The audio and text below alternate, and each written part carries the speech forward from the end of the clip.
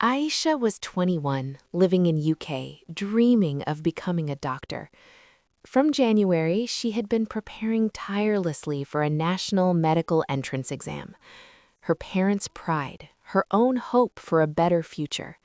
Her days were filled with textbooks, past papers, notes, flashcards. Every minute felt precious. But then Ramadan approached, and this year the exam dates clashed directly with the fast. Suddenly her heart was torn. How can I fast properly and worship Allah with a full heart and study like never before, she wondered. On one hand, she feared losing focus during long fasting hours. On the other, she feared postponing her spiritual connection just to score marks. She skipped fasts a few days early to practice studying on empty stomach, but she soon found herself irritable, tired, and unable to concentrate. Nights became long and sleepless. By mid-Shaban, she was exhausted, anxious, and on the verge of burnout. She cried often. If I slow down, I fail my future. If I fast fully, I lose study energy. Why is Allah testing me so hard? Her stress didn't just feel spiritual, it showed physically too.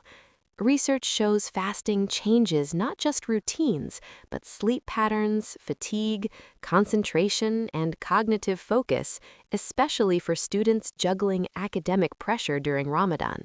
Other research, however, reveals positive effects, such as reduced stress, improved mood, even improved psychological well-being with fasting, if balanced well. Aisha felt both sides inside her, a spiritual longing to worship and a heavy worry about her future. Then, one evening, just 2 weeks before Ramadan, Aisha missed Sari again because she studied too late. She fainted. Her mother rushed her to the clinic. The doctor said gently, "Your stress hormones are high, your sleep is unstable, you're burning out." At that moment, something in Aisha cracked. She wasn't just tired, she was disconnected from herself and from Allah. That night, Aisha reached out to an Islamic life coach, trained in both Quranic guidance and mental health awareness. She confessed everything without shame.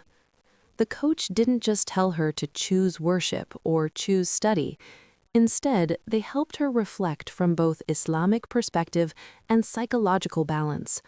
1. Islam emphasizes moderation, wasatiyah. The Prophet, peace be upon him, taught the importance of keeping the heart in balance, not burning out the body, nor neglecting responsibilities.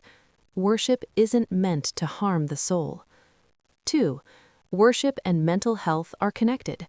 Research on Islamic coping shows that spiritual practices like zikr, prayer, and tawakkul, trust in Allah, don't only heal spiritually, they also strengthen emotional resilience and mental stability.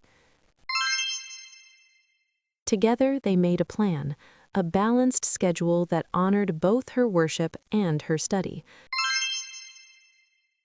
After Fajr and rest, meditate, pray, and rest to recharge. Light revision for 30 to 45 minutes when the mind is fresh and undistracted. 1 or 2 short, focused study sessions, keeping breaks. After Taraweeh, deep study while energy is restored by food and water. This schedule helped her gain spiritual peace without giving up her exam focus. As Ramadan began, Aisha was calmer, no more panic attacks. She prayed and fasted with renewed joy. She studied with a quieter heart. She remembered what her coach reminded her. Allah doesn't burden a soul beyond what it can bear, but He rewards intention before result. And this became her mantra. Her concentration improved. Her sleep became more regular. She wasn't perfect. Sometimes she felt tired, but she felt present in both worship and study. On the day of the exam, She prayed for ease, she thanked Allah for strength, and she walked into the exam hall with confidence, not anxiety. She didn't just prepare academically, she prepared spiritually. And when she received her results later, she passed with flying colors. Takeaways for you. Number 1. Worship supports emotional regulation. Regular dhikr and prayer don't just bring spiritual peace, they reduce stress and help mental resilience. Number 2. Plan your energy, not just your time. High-intensity studying when you're physically drained is less effective. Number 3. Mental health is part of Iman, faith.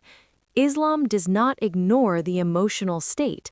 Actually, strengthening the heart is part of worship. Number 4. Trust Allah and take practical steps. Your planning matters. Allah's help completes it. This story isn't just about studying or worshiping. It's about keeping your heart peaceful, your mind balanced, and your relationship with Allah steady, even in the toughest seasons of life.